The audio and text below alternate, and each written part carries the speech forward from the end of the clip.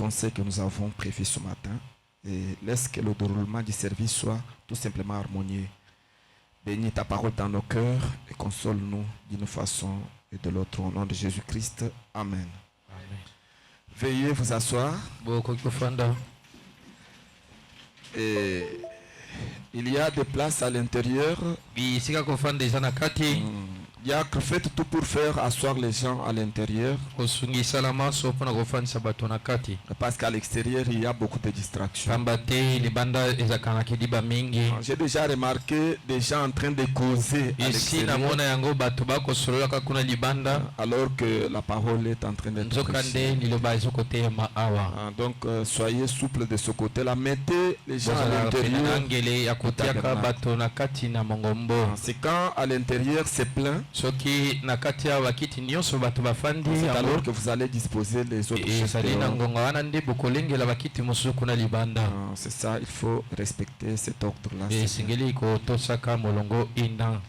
Et ce matin, nous allons parler d'un petit sujet qui ne sera pas long. J'en avais déjà abordé autrefois, mais j'ai senti dans mon cœur d'y revenir.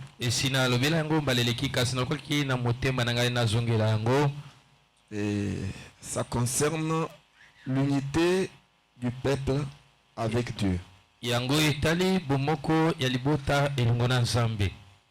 L'unité du peuple avec Dieu. Et le terme unité signifie être un avec.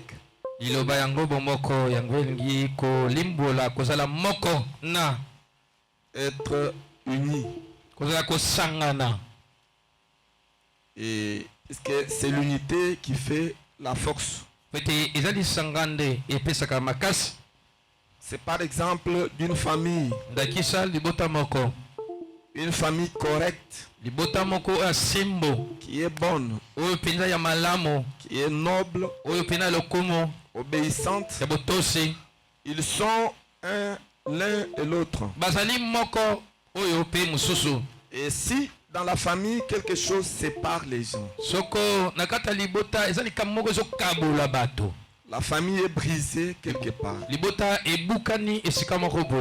Ils devraient être tous un. Le père avec la mère. La mère avec le père. Les enfants avec les parents. Et les parents avec les enfants. Tous en accord. Et quand vous voyez cela, vous avez une belle image de ce que c'est que l'unité. Et le prophète dit quelque chose dans le message intitulé l'unité d'un seul Dieu dans une seule église. Il a prêché ça le 21 décembre 58.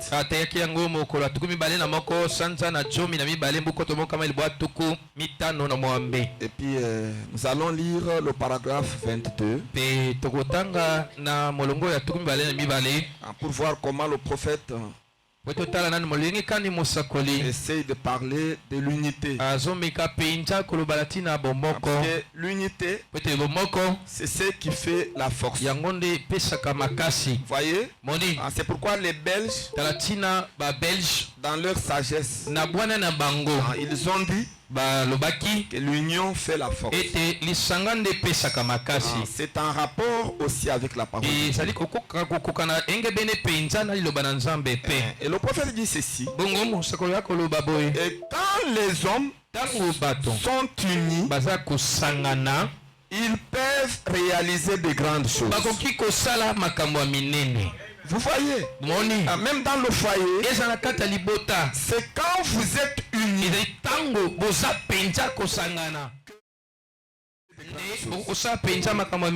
Ne soyez pas brisés. Ne soyez pas séparés.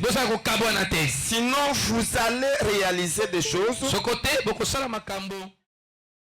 Pas de grande. Voyez-vous? Et le prophète continue. Eh bien, prenez un homme qui est isolé.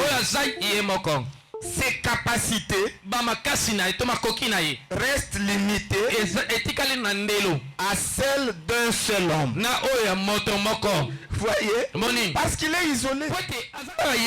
Ses capacités sont limitées à un seul homme. Voyez? Et lorsqu'il y a deux hommes qui s'unissent, leur force augmente deux fois. Voyez-vous? Ça augmente deux fois. Lorsqu'il y en a quatre, leur force augmente quatre fois. Voyez-vous? Et Dieu veut que nous soyons unis. Écoutez. Et le prophète dit quelque chose qui est très bien. Et j'aime ça. Il dit que Dieu a créé les hommes afin que nous puissions être un. Voyez? Et nos motifs devraient être les mêmes. Et nos objectifs devraient être les mêmes. Et nos œuvres devraient être les mêmes. Il est ainsi conçu. L'homme est conçu comme ça. C'est de vivre dans l'unité. Voyez? C'est pourquoi quand Dieu a créé toutes choses pendant 6 jours, au 6e jour, il a créé l'homme. Et la Bible déclare qu'au 7e jour, Dieu s'est reposé de ses œuvres. Et parfois vous vous posez des questions. Où s'était-il reposé?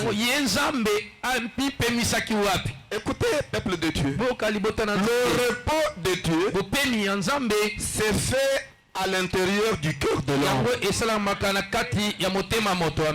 Dieu avait créé l'homme pour être le lieu de repos de Dieu. Voyez-vous? C'est pourquoi quand il a terminé à créer le 6e jour, le 7e jour, il s'est reposé. Il s'est reposé dans le cœur de l'homme. Et il a formé l'unité avec l'homme. Voyez-vous? Et la Bible dit que Dieu a dit à Adam que moi, je reste le Dieu de l'univers, mais je fais de toi le Dieu de la terre. Voyez, l'homme a été créé pour être le Dieu de la terre. Et ce n'est pas pour être le Dieu de l'univers. Le Dieu de l'univers, c'est le Seigneur Jésus-Christ. C'est le Créateur.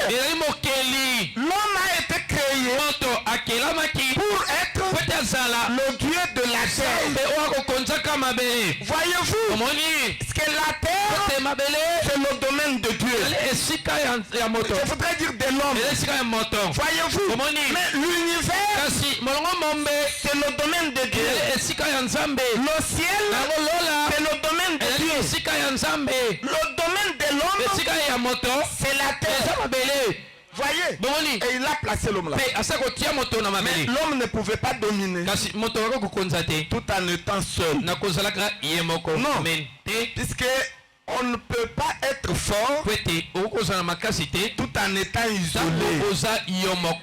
Mais pour être fort, régner, dominer, il fallait que le Créateur soit dans l'homme. Parce que la création obéisse seulement à la voix du Créateur. Oh, j'aimerais que vous disiez amen.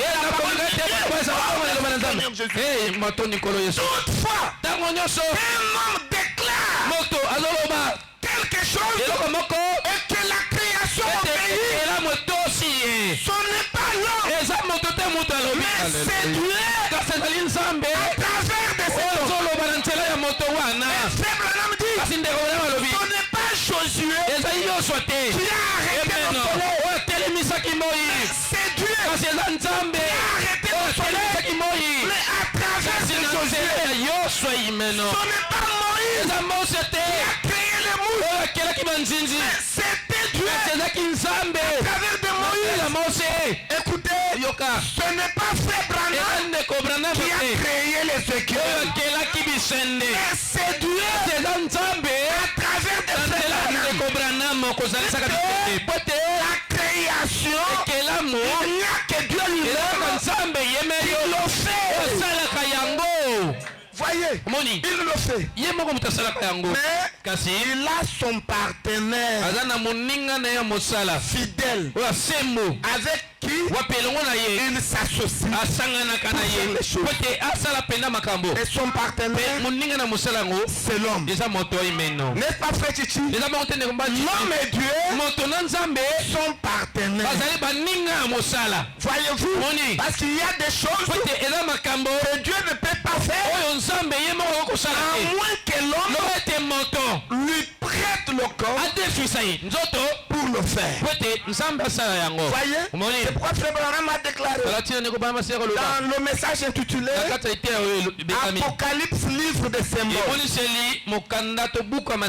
Il a dit que Dieu, en dehors de l'homme, il est presque impuissant. Voyez, il est presque impuissant. Même Satan, en dehors de la chair, il est presque impuissant. Voyez-vous? Mais quand vous prenez Dieu et vous le mettez dans l'homme, c'est ce qui produit la toute puissance. Donc Dieu devient tout puissant lorsqu'il est associé à l'homme.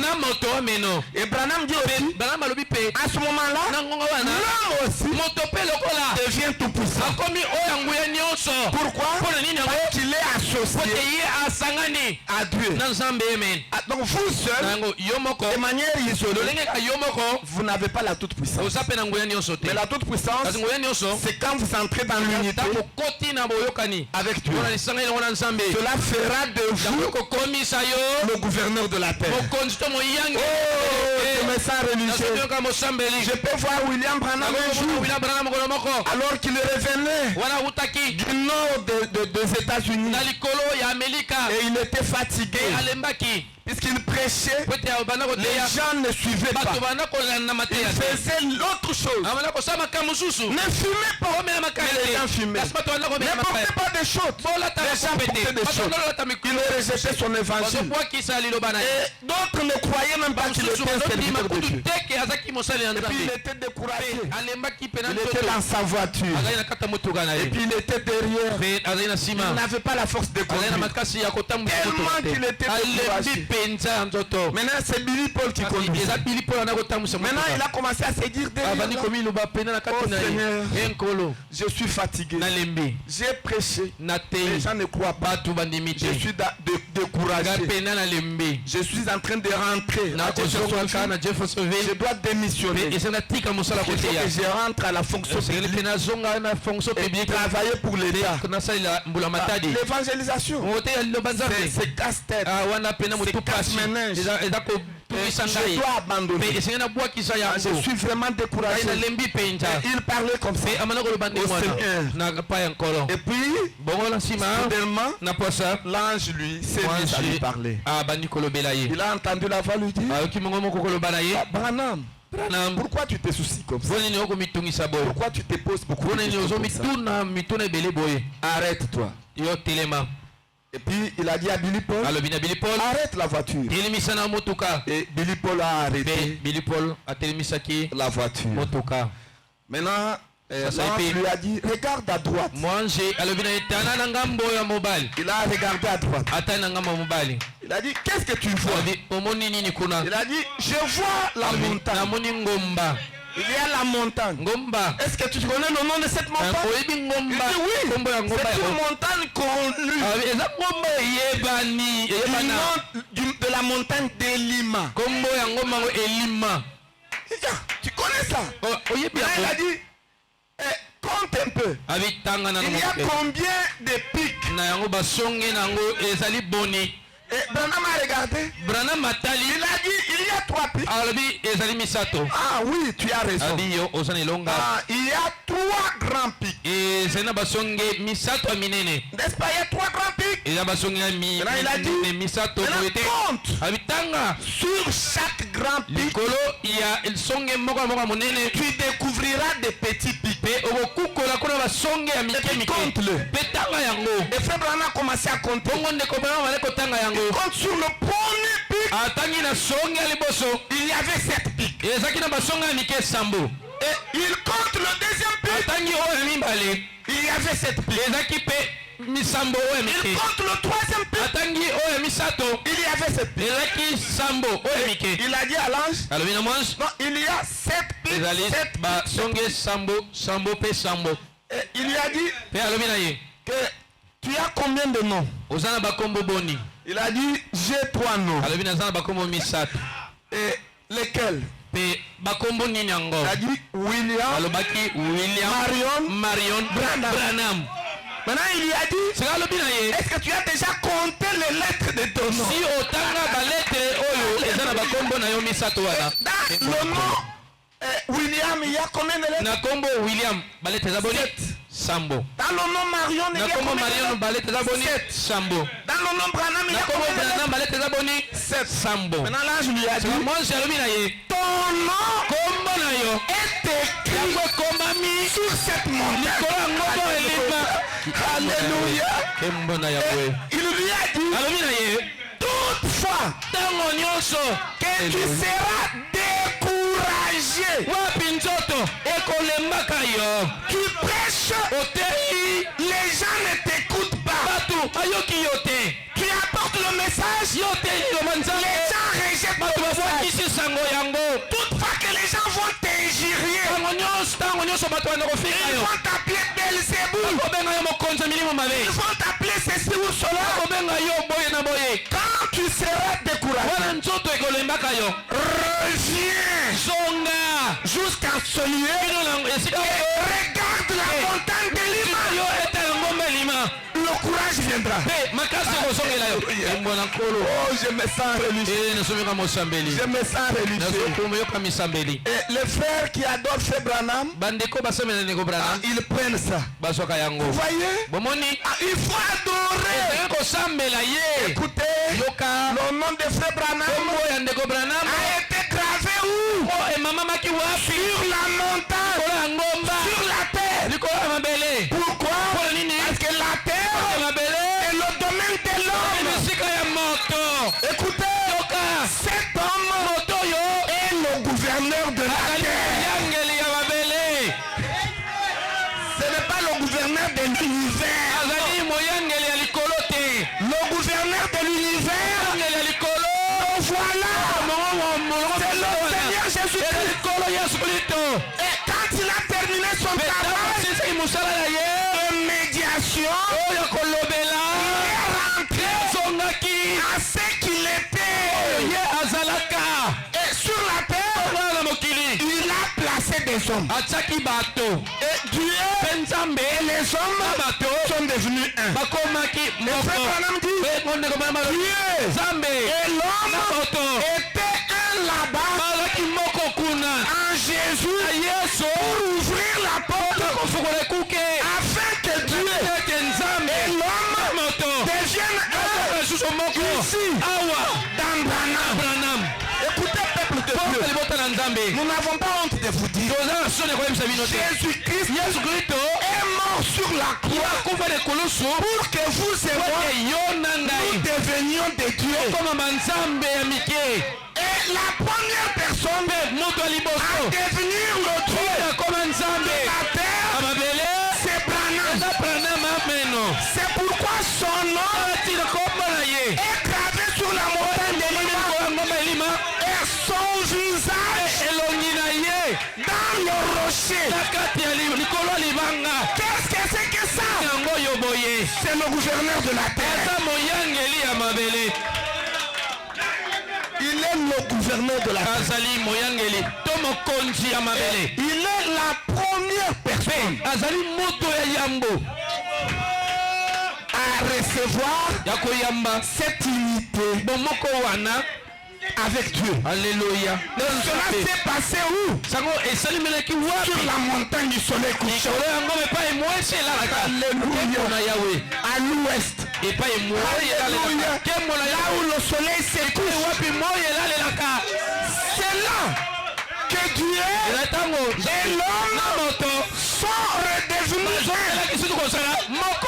Et l'histoire de la rédemption est terminée. Et Jésus-Christ qui avait joué sa médiation, il est redevenu ce qu'il était avant de venir faire la médiation. Écoutez mes frères, Jésus-Christ n'était pas devenu l'homme pour rester l'homme. Il était devenu l'homme pour faire le travail appelé l'intercession ou la médiation. Parce qu'il y a des entités qui ne s'accordaient pas. C'était d'un côté Dieu et de l'autre côté l'homme. Ils se sont séparés depuis le jardin d'Éden. Oh, je me sens. Et Dieu est rentré au ciel et l'homme est resté sur la terre. L'homme s'est affaibli et Dieu aussi s'est affaibli. Parce que quand on est isolé, on est faible. Et Dieu devrait descendre avec le ministère de la réconciliation. Afin que l'unité entre lui et l'homme soit rétablie et que Dieu redevienne tout. Alléluia.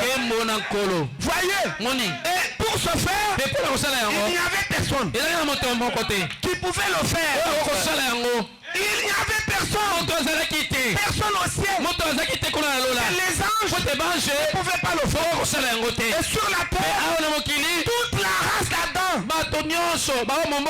était déchue. Il n'y avait personne qui avait la latitude d'être notre parent et de nous sauver.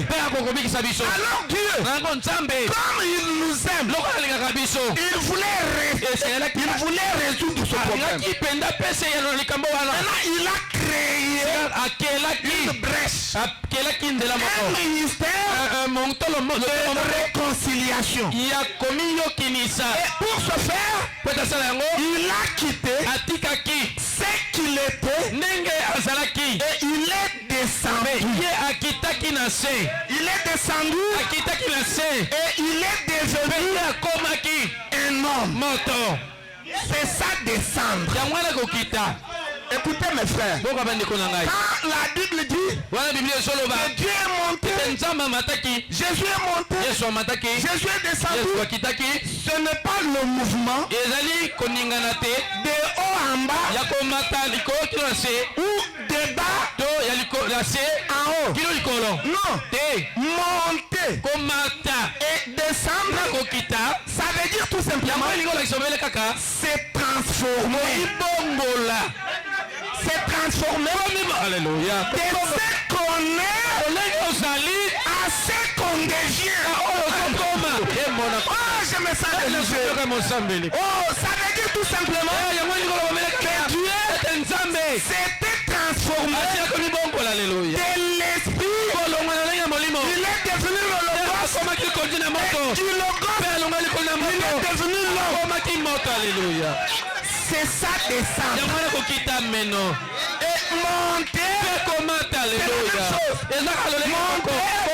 Jésus-Christ s'est transformé du corps de chair. Il est devenu la colonne de feu. Et il n'est pas resté.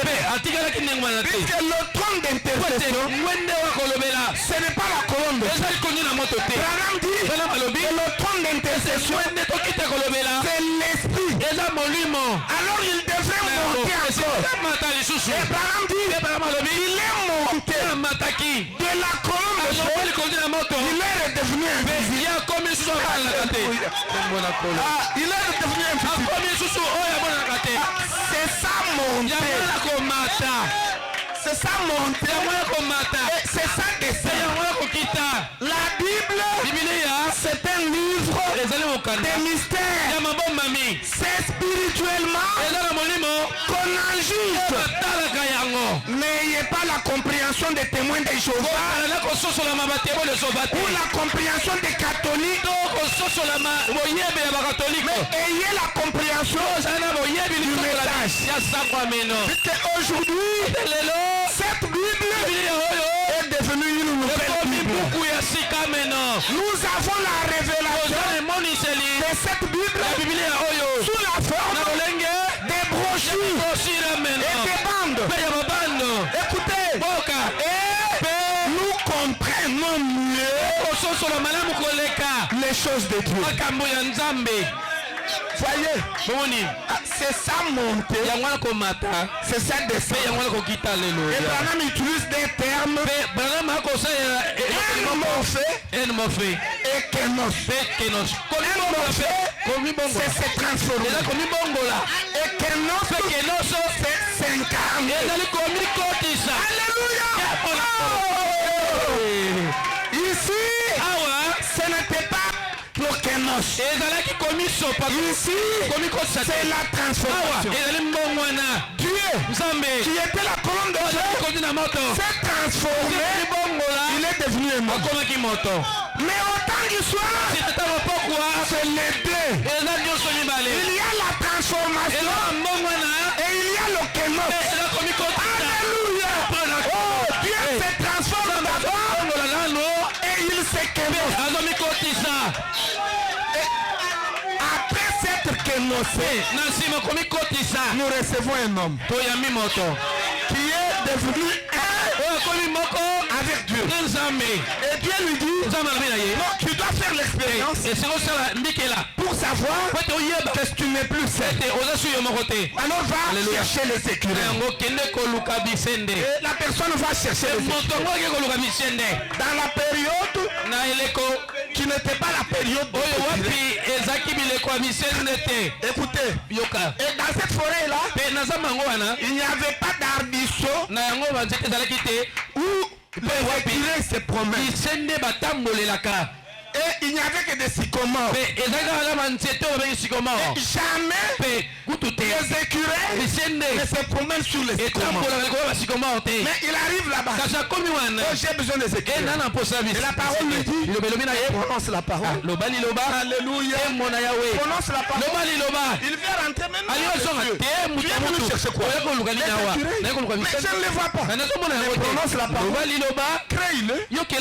Et il s'est tenu. Il a dit qu'il y ait l'écureuil ici. L'écureuil est apparu. Il a tiré. Qu'il y ait l'écureuil là-bas.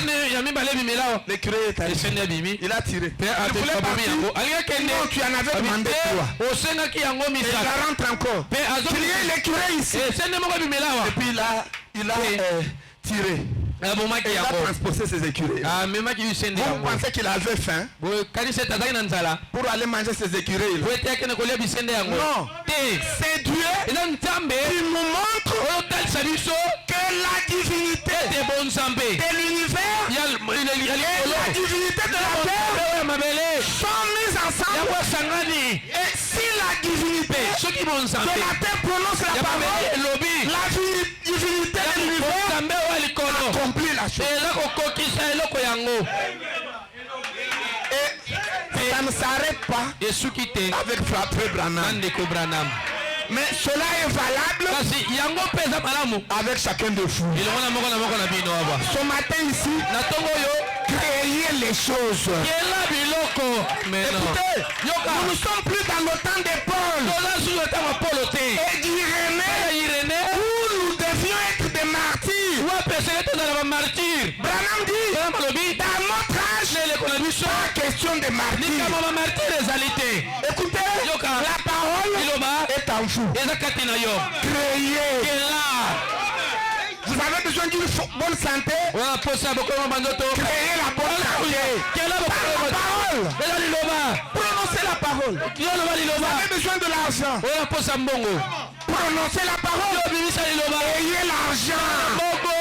Oh, ce matin, je sens l'onction de vous bénir. Recevez tous l'argent. Devenez riche. Devenez prospère. Guérissez. Tout ce que vous désirez. Recevez ça. Les sœurs qui aimeraient avoir des hommes comme Marie, même si les hommes ne sont pas là, que Dieu vous les accorde. Il paye pour vous maintenant. Voyez, il n'est pas seulement le Dieu de l'histoire, mais il est la réalité. Est-ce que quelqu'un trouve ça? Qu'il vous soit fait selon votre foi. Oh, je me sens rélu. Je me sens rélu.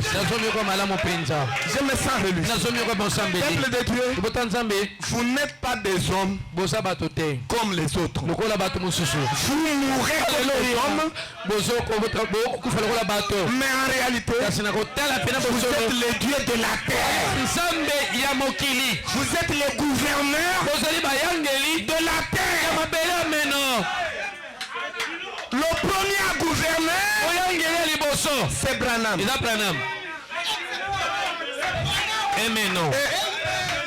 Un jour, il a raconté à sa femme, Meda. Il lui a dit qu'ici aux États-Unis, nous ne comptons que 3 grands hommes. 3 grands. Pour tous les États-Unis. Et sa femme lui a dit, lesquels? Le premier, c'est George Washington. Alléluia. C'est lui qui nous a fait sortir de la captivité. Et puis le deuxième, c'est Abraham Lincoln. Parce qu'il a donné sa vie pour les Noirs. Pour que les Noirs soient libres. C'est le deuxième. Et là, sa femme lui a dit, le troisième. Il dit, le troisième, c'est Billy Branham. Sa femme a dit, toi ici, tu n'as jamais été à la Maison Blanche. Mais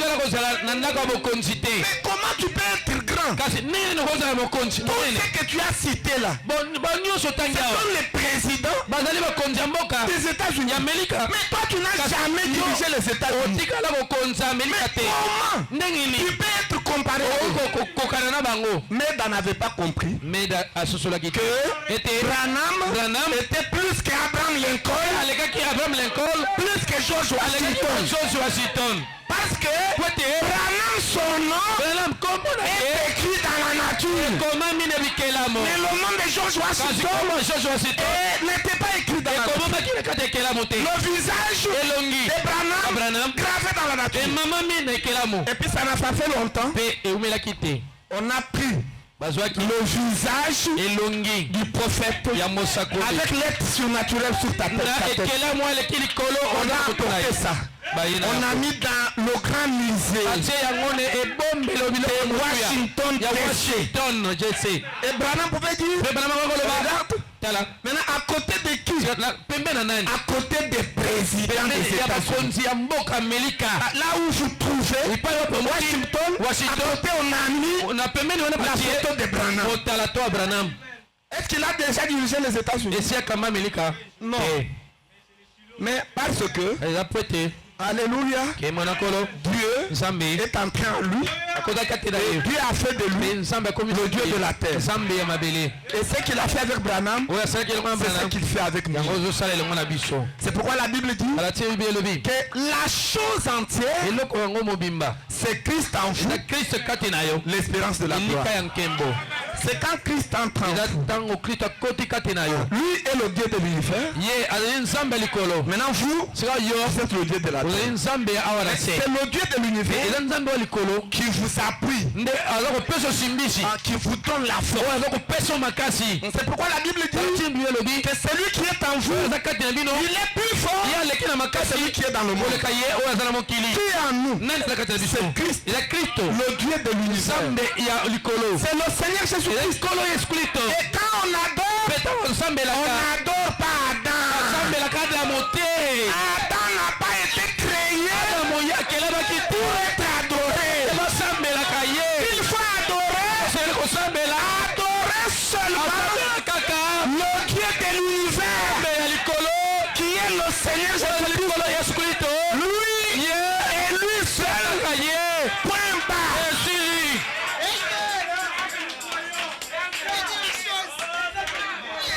Celui-ci, c'est le Dieu de la terre. Il a comme rôle de régner, de dominer. Comme nous l'avons lu dans Genèse, de se multiplier, de régner. Ce n'est pas d'être adoré. L'adoration revient explicitement au Dieu de l'univers, qui est le Seigneur Jésus-Christ. Amen. C'est pourquoi la Bible dit que les vrais adorateurs adoreront le Père qui est invisible en esprit et dans la vérité. Oh, je me sens réalisé. Alléluia. Pour adorer correctement, c'est nous qui sommes de vrais adorateurs. Ça ne sont pas les gens de Mukuna là-bas. Et voici l'homme. Non, ce ne sont pas les vrais adorateurs. Écoutez, les vrais adorateurs doivent avoir les deux choses. Ils doivent avoir le Dieu de l'univers qui est l'esprit. Et ils doivent avoir la vérité. Maintenant la vérité sort d'où? La vérité sort de la bouche du Dieu de la terre. Il fait sortir la vérité de la bouche. Nous croyons cette vérité et nous faisons une véritable adoration.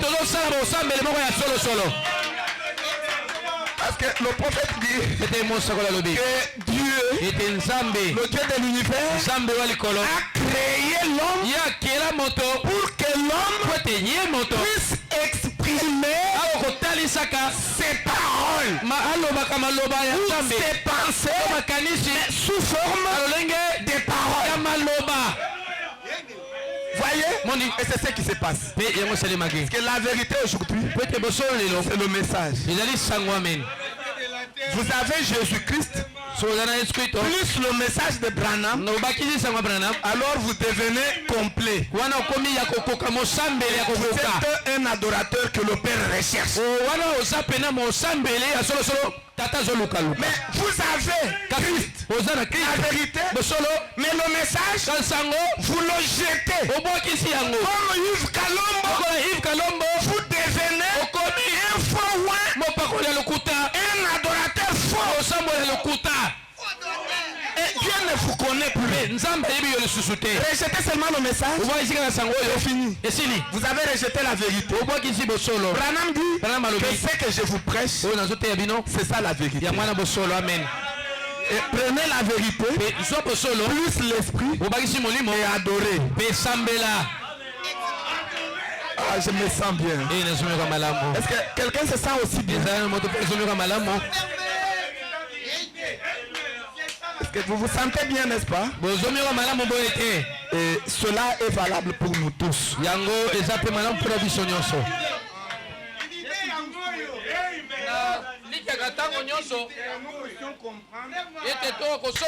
Que ce que Dieu a fait avec Branham, Branham c'était l'échantillon. C'est Dieu qui a testé le vaccin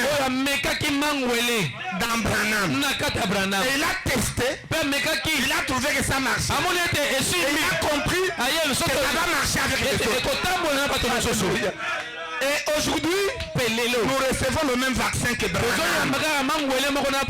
Et ce matin, je déclare que vous et moi nous sommes vaccinés. Vaccinés contre quoi? Contre le péché. Le péché c'est quoi? Le péché c'est l'incrédulité. Et l'incrédulité c'est quoi? L'incrédulité c'est quand Dieu est manifesté dans la chair, mais vous ne voyez pas, ou encore vous voyez, mais vous refusez de croire. C'est ça le péché. Mais vous et moi, ce matin, nous sommes vaccinés contre le péché. Et tel que je suis blanc comme la neige. Sans tache, ni ride, ni rien de ça. Et c'est ce que vous êtes. Vous êtes sans péché. Vous ne pouvez pas croire dans la parole correctement et avoir le péché. Il n'y en a pas. Croyez. Vous devenez ce que vous croyez. Écoutez les tabernacles. Vous êtes sans péché. Ce n'est pas moi. Branham dit que l'épouse et lui. L'épouse est Jésus. Et elle est sans tache, ni rien de semblable. Et l'épouse est composée de plusieurs membres. Est-ce que vous êtes les membres de l'épouse? Oui. Vous êtes sans péché. Oh, je me sens bien. Nous sommes sans péché. Parce que nous avons été vaccinés contre le péché, contre l'incrédulité. Oh, je me sens bien. Oh là là, je me sens bien. Je ne sais pas comment je suis entré là-bas. Et mon ordinateur s'est même fermé. Donc c'est comme si il ne veut pas que je puisse parler de ces choses. Ouvre-toi. Oh, je me sens bien. Écoutez mes frères, ce que je vous dis, ce n'est pas une blague. C'est ça le message de Branham. C'est ça la vie. C'est ça la vie. C'est ça le septième saut. Le mystère de Dieu en Christ. Et de Christ dans l'église, dans nos cœurs. C'est pourquoi depuis 1950 Branham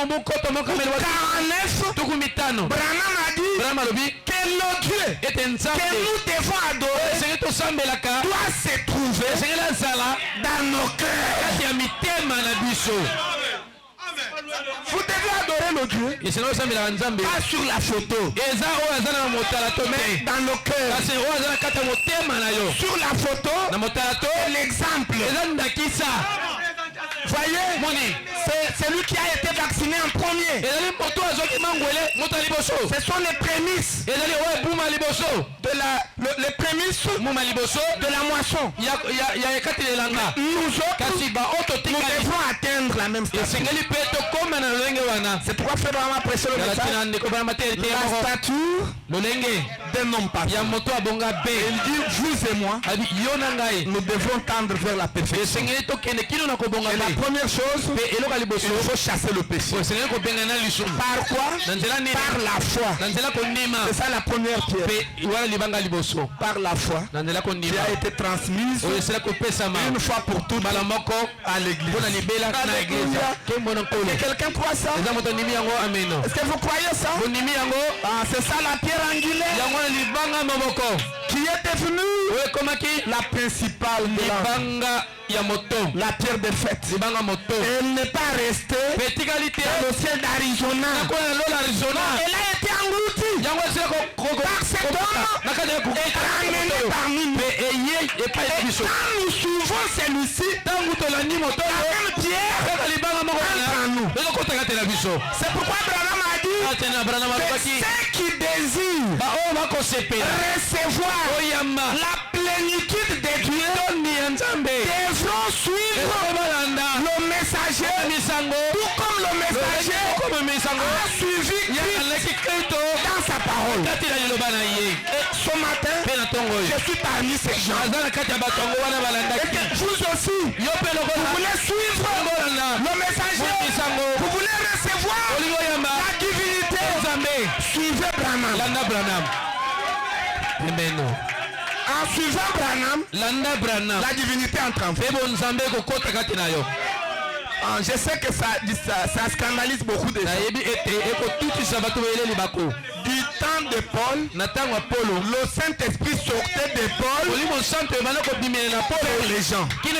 Du temps d'Irénée, le Saint-Esprit sortait d'Irénée vers les gens. Et aujourd'hui, dans le temps de Branham, le véritable Saint-Esprit sort de Branham et ça entre en nous. C'est correct. Pourquoi? Parce que les pentecôtistes ont rejeté la parole. C'est la balle. Et Branham dit, il n'y a pas de vie dans la balle. Mais aujourd'hui, la vie est dans le grain de blé. C'est dans le grain de blé où il y a la vie. Est-ce que quelqu'un reçoit cette vie ce matin? Recevez la vie de Dieu. Devenez aussi des grains de blé. Détachez-vous du pentecôtisme. Aimez la parole et devenez la parole. Devenez les grains de blé. Et si quelqu'un reçoit ça, pouvoir acclamer très fort pour la gloire du Seigneur Jésus-Christ. Il est tout simplement merveilleux.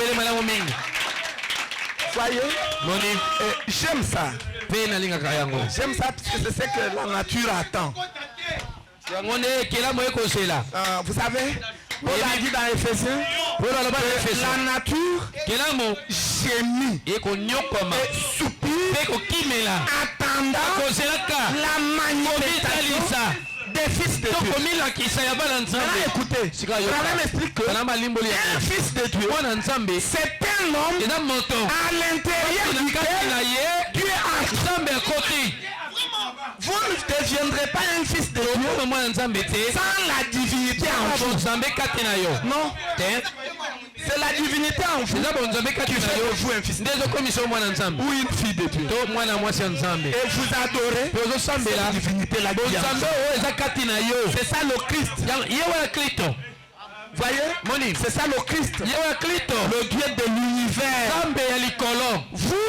Vous êtes seulement son lieu de repos. Vous n'êtes pas le Dieu de l'univers, mais vous êtes le Dieu de la terre.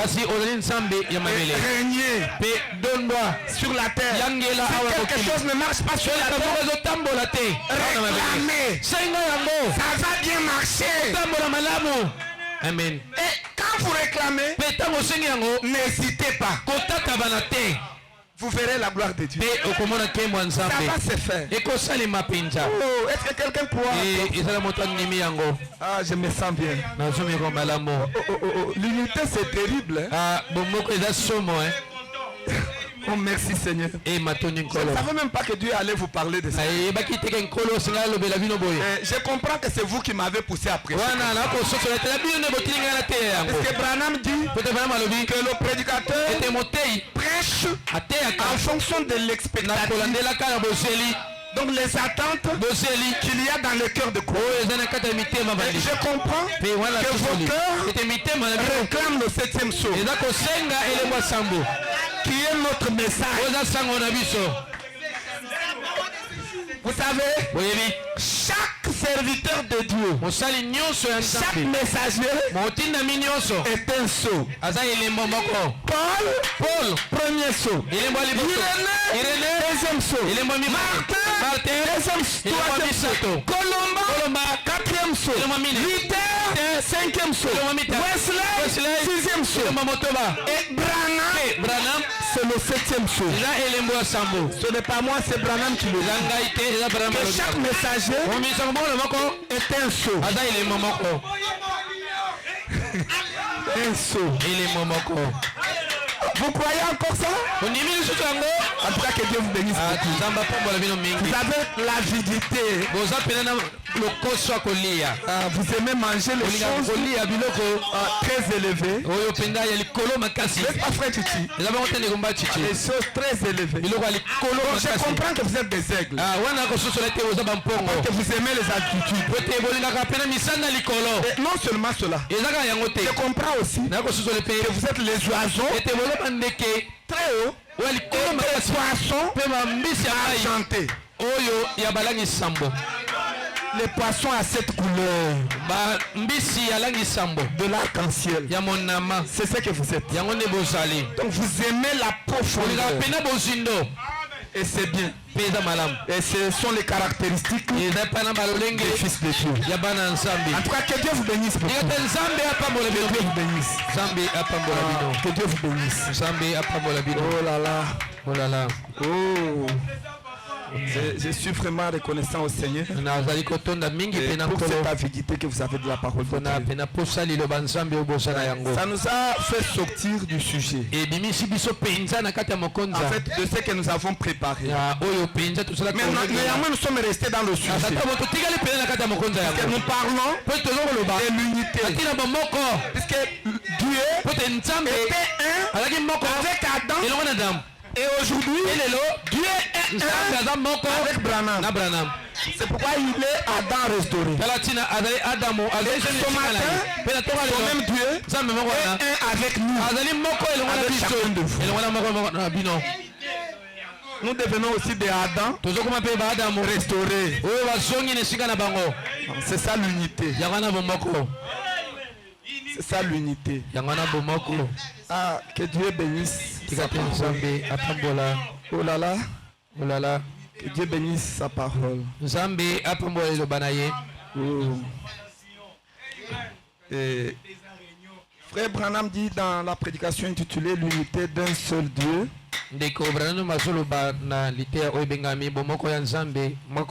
Dans une seule église. Il dit au paragraphe 27, il parle de la tour de Babel, que c'est ce qui avait fait que les gens deviennent forts pour construire une tour. C'était l'unité. Il dit, eh bien, ils bâtirent une tour que j'en doute fort. La science moderne ne saurait bâtir aujourd'hui. Malgré toutes ces machines et autres. Car ils étaient mis ensemble.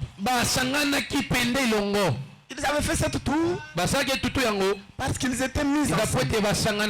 Écoutez, ils avaient une seule pensée, une seule âme, un seul but, un seul motif, un un seul objectif, c'était de bâtir une tour. Une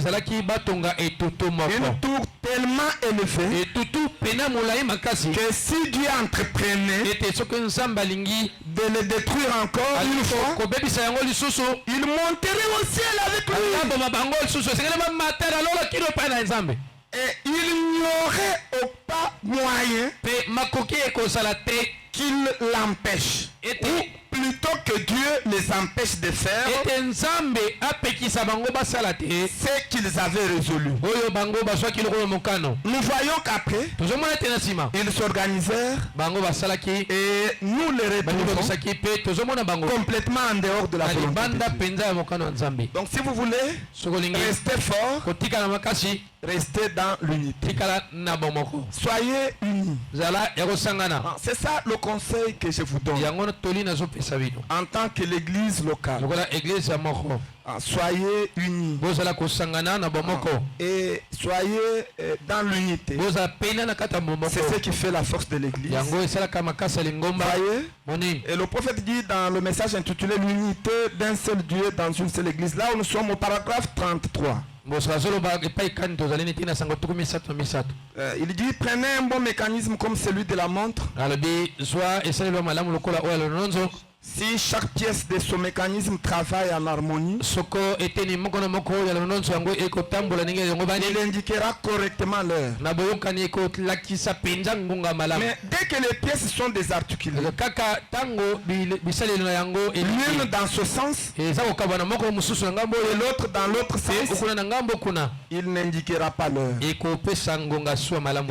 importe combien les rubis sont beaux, ils doivent tous être mis ensemble. C'est cela le but de Dieu. Quoi? Que nous soyons tous unis et que nous soyons tous un. Voyez, en tant que l'église, pour être fort, nous devrons être unis. Voyez, et il faut aimer votre église. Voyez, comme le prophète dit, considérez votre église comme l'église maison. Et soyez présents et priez pour l'église. Et soutenez votre église par vos dîmes, par vos offrandes. Voyez, et ne critiquez pas votre église. Le conseil que je vous donne ce matin, chaque église dans cette ville, dans ce monde, a les hauts et les bas. Voyez, mais il ne faut pas critiquer votre église. Il faut se comporter comme dans une équipe de football. Avoir l'esprit d'équipe. Il faut toujours vanter votre église. Quoi qu'il arrive, il faut toujours vanter votre église. Si la chose qui s'est passée est mauvaise et contre la parole, mais vous tenez votre église. C'est ce que Dieu aime. Il faut se surveiller les uns les autres comme les brebis d'une table. Ils se surveillent. Quand il fait chaud, ils se mettent ensemble pour partager l'ombrage. Comme ça la chaleur va diminuer. Et quand il fait très froid, ils s'accolent encore. Ils s'unissent pour partager la chaleur afin de chasser le froid. C'est comme ça. Donc il faut prier les uns pour les autres. Il faut supporter les faiblesses les uns des autres. Il ne faut pas regarder du côté faible de vos frères et de vos soeurs. Mais il faut regarder du côté fort. C'est comme ça que nous serons toujours unis. Un seul corps. Voyez-vous, il ne faut pas regarder du côté Et soutenez les programmes de l'église. Voyez, il ne faut pas vous en passer de son église pour aller soutenir le programme d'une église autre en détruisant le programme de votre église. Non, Branham est contre ça. Vous ne pouvez aller dans une autre église dans votre église, il n'y a pas de programme. Ou encore, vous avez une invitation spéciale et vous demandez l'aval du pasteur et il vous autorise. À ce moment-là, vous pouvez aller. Mais si vous faites autrement, Dieu n'est pas d'accord. Voyez-vous, il faut aimer son église, aimer son pasteur. Votre pasteur, c'est votre berger. Ne le critiquez pas. C'est un homme, il a ses hauts et ses bas, mais il ne faut jamais le critiquer. À la place de le critiquer, il faut le voir et lui présenter votre désaccord. Voyez-vous, vous allez causer bien. Ne critiquez pas le pasteur parce qu'il représente Dieu dans votre église. Voyez, et le prophète dit il faut même le consulter. Même dans les moindres détails. Il faut le consulter. Suivez les instructions qu'il faut. Faites-lui confiance. Parce qu'il est un canal par lequel Dieu vous parle. Parce que le don qui est en lui n'est rien d'autre que Dieu lui-même. Voyez-vous, l'homme n'est qu'un porteur du don. Mais le véritable don, c'est Dieu lui-même. Alors veillez sur ça. Si vous aimez votre église, vous aimez votre pasteur, alors l'église sera forte. Nous serons unis. Ce que ces gens-là avaient fait avec la tour de Babel, nous sommes capables de le faire, de réaliser des grandes choses. Comme chaque terrain par exemple. Si nous sommes unis, c'est la moindre des choses. Nous allons le faire en un. Parce que l'unité a produit la force. Voyez-vous, et c'est ça le petit conseil que je voulais vous donner. Que Dieu vous bénisse. Que Dieu vous bénisse. Que Dieu vous bénisse. Ainsi, sans plus tarder, j'aimerais qu'on entre dans la deuxième partie de notre service de ce matin.